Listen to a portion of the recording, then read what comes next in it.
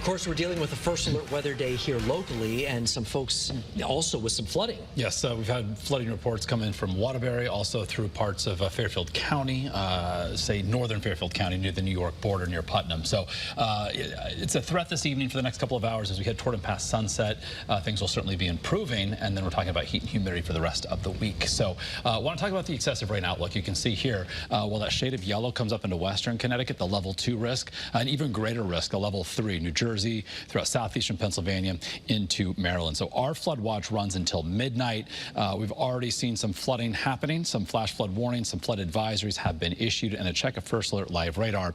You can see we're zoomed in here to Fairfield County, where we've got flood advisories, flash flood warnings. The heaviest of the rain now shifting from Bethel and Reading eastward, certainly impacting travel between Danbury and Waterbury along I-84, producing heavy rain, flashes of lightning, rumbles of thunder. So this is going to be moving over an area, again, into northern parts of New Haven County, where we've already had flash flooding. This blinking blue polygon is our flash flood warning here. So Waterbury has seen flash flooding. More heavy rain is going to be moving over the same area that has experienced some flash flooding. And in a flash flood, we can see water levels rapidly rise and then quickly recede. But with more rain on the way, they could rise yet again. So your first alert to additional floodings, again, in the greater Waterbury area as we head through the next, say, 30 to 60 minutes. So on the statewide perspective, as thunderstorms and heavy rain have been making their way toward and then east of 91, they've been fizzling. We're more stable across eastern Connecticut as opposed to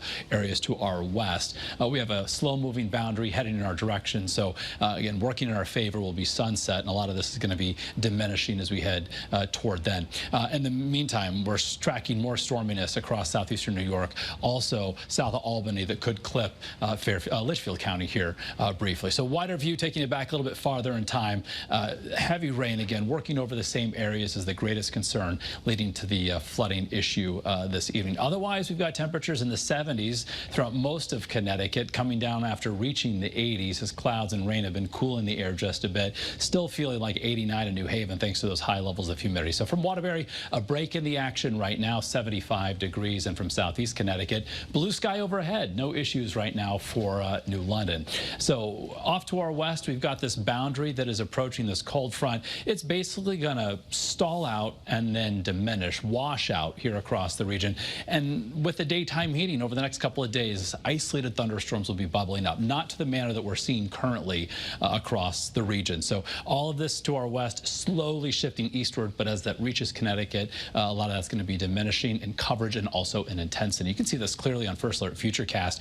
Note how we go from those yellows, oranges, and reds at 8 o'clock to just shades of green, tapering to some scattered showers before ending. There's a low-end chance a shower could persist into early tomorrow morning southeast Connecticut. Otherwise, our Tuesday features a blend of sun and clouds. Here's 2 o'clock in the afternoon. Get an isolated shower or storm popping up, and that is basically it. So a dry and brighter day. We already have, starting tomorrow, lasting Wednesday into Thursday, heat advisories up for Hartford, Talent, and Windham counties.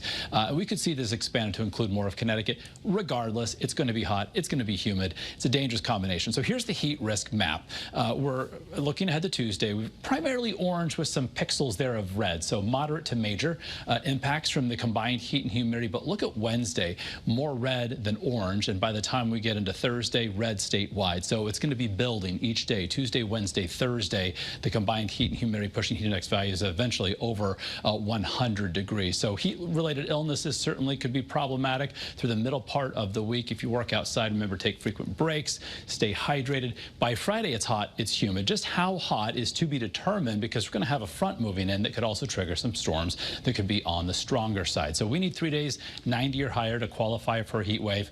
We could reach it tomorrow. We may not. We may or may not as well on Friday, but it's going to feel like the 90s, if not over 100 degrees. So overnight lows in the 70s. And as we head into the weekend, some better weather, less humid, bright, and seasonable for Saturday. Highs in the low 80s at the shoreline, mid 80s inland. Sunday, there's a chance for a late day shower or storm, but our model runs are certainly looking a little bit better than they did over the past 12 to 24 hours. Perhaps a better chance for rain and storms by Monday of next week. All right, Mark, thank you.